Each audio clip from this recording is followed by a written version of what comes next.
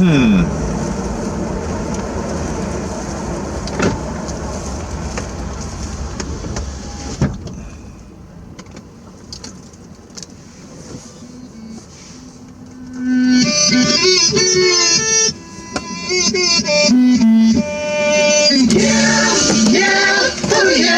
condition my condition was in. I woke up this morning with the sun down, shining in. I found my mind in a brown paper bag, but then, yeah, I tripped on a cloud and fell 8 miles high. I tore my mind on a jagged sky. I just dropped in to see what condition my condition was in. Oh yeah, what condition my condition was in. All right, guys, I just wanted to start off with a little bit of levity before we get into the serious stuff.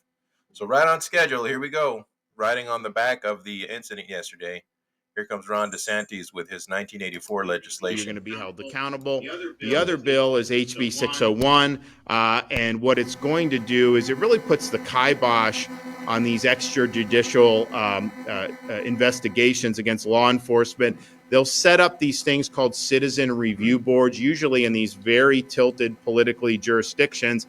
They'll stack it with activists, and they'll just start reviewing things and trying to put people under the gun, even if there's no basis to do that. So we view that as very much a political weapon. We don't think that that will contribute to public safety at all. In fact, we think that that would hurt public safety. And so this bill really stops that from happening. If you have review boards, that's fine, but it's got to be done in ways where you have the sheriff or chief of police appointing people, because the sheriffs and the chief of police, they have an interest in ensuring that their personnel are conducting themselves appropriately as well. I mean, good order and discipline is very important, but it can't be people that have an agenda.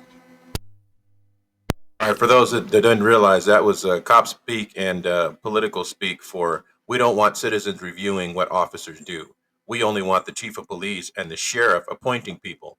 How many videos have you seen where it's the sheriff who comes out and attacks the photographer? The officers actually did an okay job. Here comes the sheriff, or here comes the chief of police, totally ignorant of the First Amendment, totally ignorant of constitutional rights, ignorant and indifferent in most cases, and is the one who violates. And they want just the sheriff and just the chief of police appointing people to investigate their officers. Telling you, 1984. Some legislation, because we have officers that have to deal with protests, and then we have to effect an arrest with somebody who is committing a crime during the protest. Then you have people around that officer that is also trying to dissuade them, and part of that is impede, harass, or threaten while they're still trying to subdue this person so people can have a peaceful protest and get them out of the way. So this, I want to commend the legislation for pushing this forward, and Governor, thank you for taking this on and spearheading this, because we saw on TV with the New York police officers trying to subdue a guy to arrest him, and then you have people, illegal aliens coming in and trying to take shots at him. I mean, that's just on. So they don't want people getting close to them when they're making an unlawful arrest. Next. By the same services. And what this does is it sets up that boundary, that protective area around us so we can do our jobs. We're blessed in the St. Johns County where we have this partnership and relationship with our community that stand behind the blue, just like you, Governor. And with that being said, this simply just gives us the law and gives us that latitude to enforce something that someone doesn't want to listen, doesn't want to pay attention as we continue to do our jobs. So again, with Senate Bill 184, it simply gives us the power to enforce. Again, Governor DeSantis, I can't thank you enough. I can't thank you enough for your friendship, for everything you've done, your steadfast support of not only your profession, but our profession, but what you do for my wife, Kendall, and I. Thank you for what you do. You don't just stand behind us, Governor. This is what you do, by the way. This is what the entire United States of America watches, what Florida does. This is what the governor does. He stands alongside. I think I'm going to let that one go a little too long. He started talking about the swingers party that he has with the Satanists. I mean, DeSantis. All right, let's move on to the next one. I think it's this one here. And what this bill does is say that those boards and commissions and any new ones can no longer receive, process, or investigate complaints of misconduct against individual law enforcement officers, because there are already at least 6 or 7 different forms and venues where that can occur. They can still meet, they can still talk about policy, procedure, training, culture, systemic issues, but what they cannot do is use them as a vehicle to persecute our law enforcement officers, which to many of these organizations is the only utility that they think that organization has. And so when you hear people saying that these boards and commissions are being, prohibited or abolished, that's not true. But to their mind, they think it is, because for them, its only purpose is to drag these law enforcement officers through the public.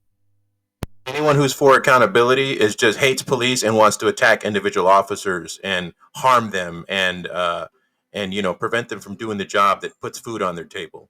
Guys, this is unbelievable. This is a direct attack on the First Amendment.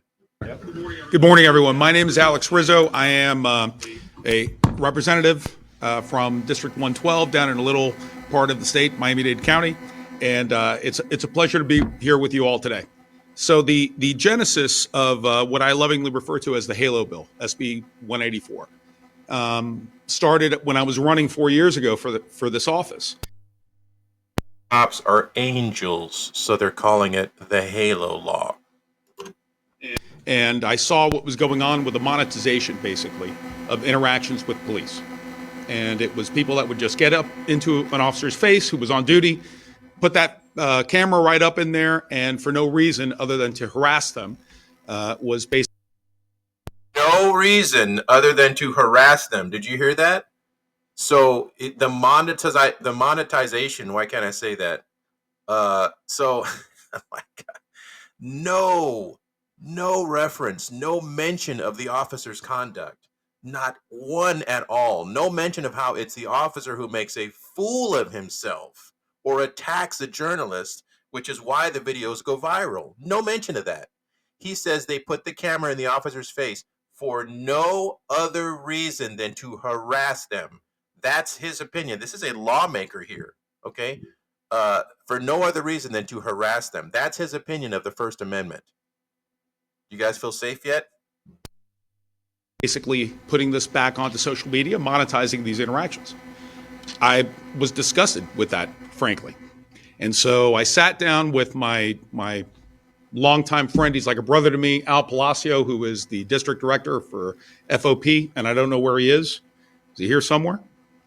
There he is, Al Palacio. We sat down at our favorite pizza place in our hometown of Hialeah, and we started talking about it. And I said, what does step back mean when a police officer says that to someone? And he said, well, it's sort of subjective.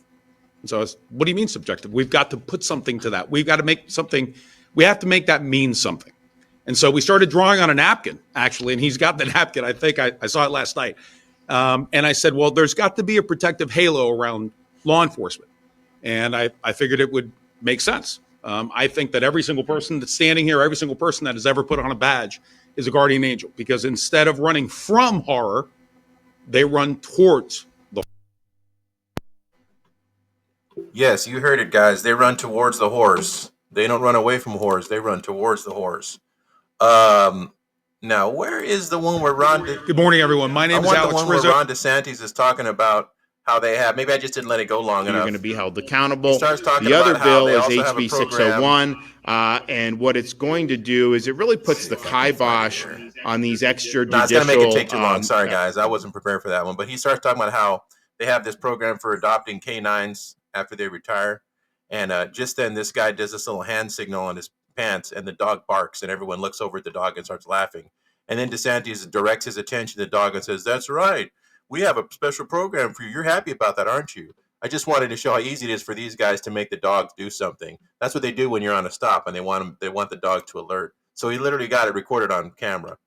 All right, so this all connects in with the original reason why I was going to make this video, which is the news media and police departments talking about First Amendment auditing. Here we go. Turning now to a new city policy banning video inside a police department's lobby. The city commission in DeLand just voted this in after reporting an increase in harassment from First Amendment auditors. So if you don't know what a First Amendment auditor is, they're people whose goal is to test their constitutional right to record video or take pictures in a public place like one of these lobbies. News 6's Molly Reed is in DeLand with this policy and how similar changes could be coming statewide.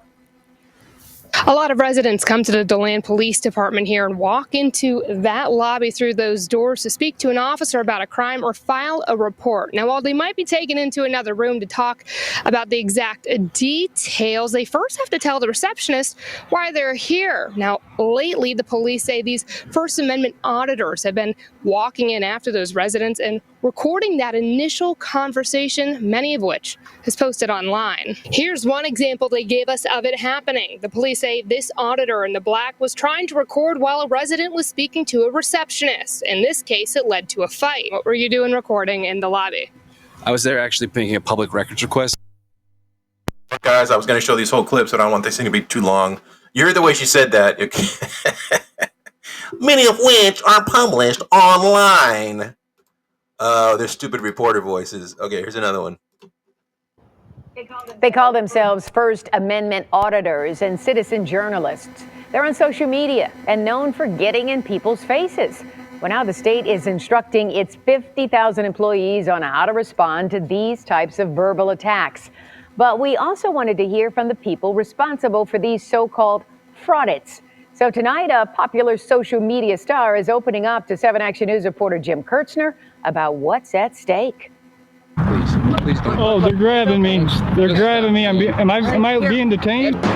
Hey, don't grab me. Get out of here. I want to too. You made contact with me. What's your name and badge number, officer? Hey, do you want to tell me your name? Because I'll be happy to help you out. My God, you talk about spin.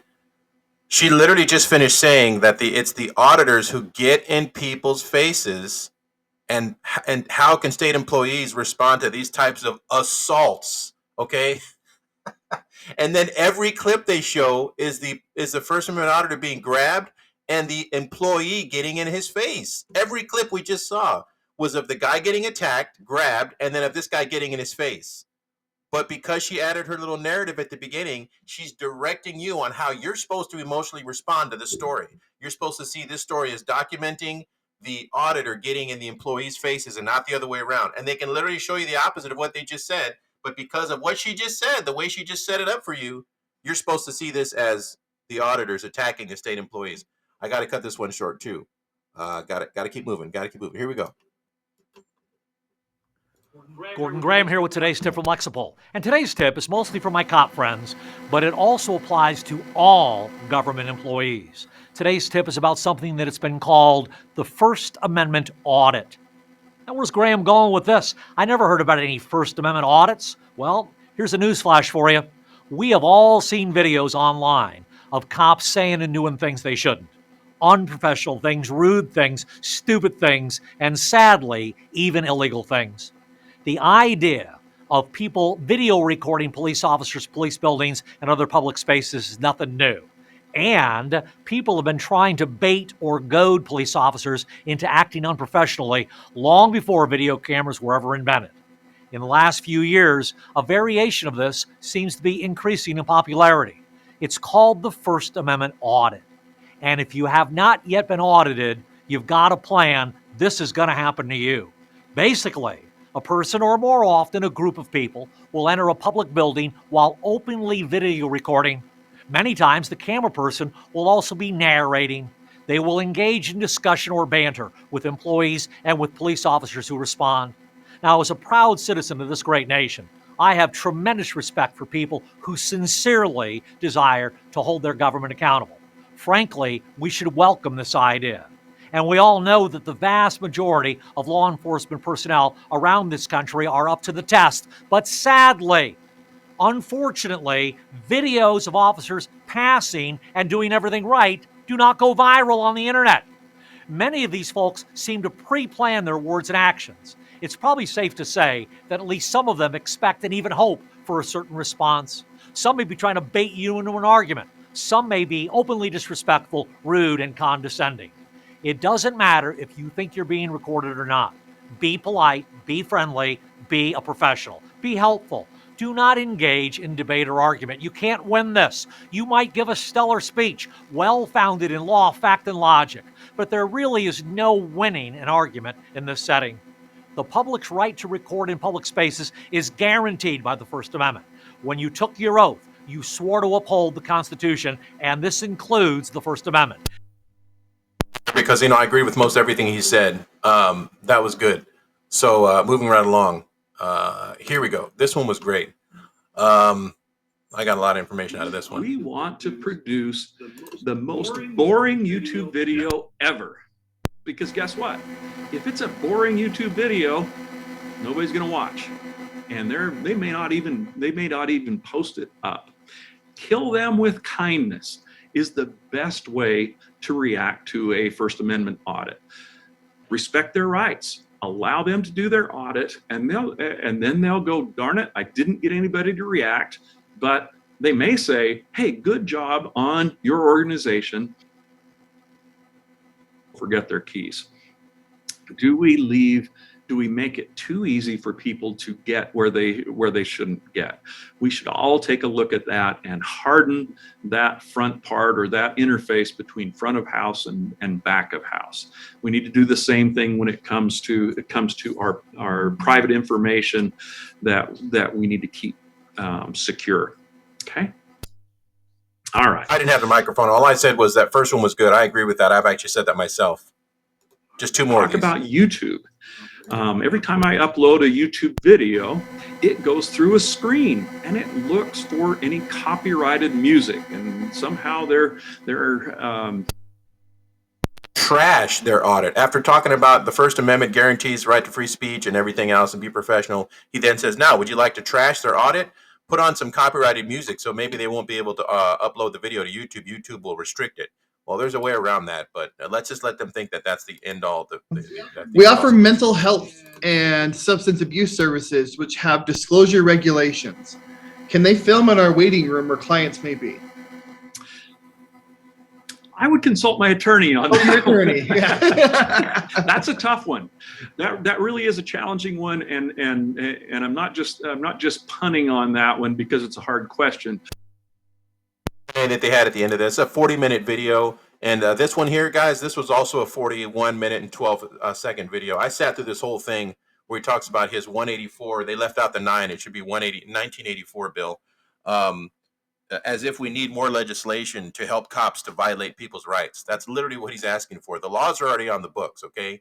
For them to legitimately and lawfully prosecute people for interfering with police, if that's even such a thing. And you've seen how that has been abused. Now they're giving them even more authority and more leeway, totally subject to interpretation, totally subjective, and totally based on the officer's feelings, which they already do with the laws that are on the books. Now they've just strengthened the laws and added more wording to it so that cops can completely misinterpret it and use it to enforce their feelings and keep citizens, pesky citizens, away who are trying to record them.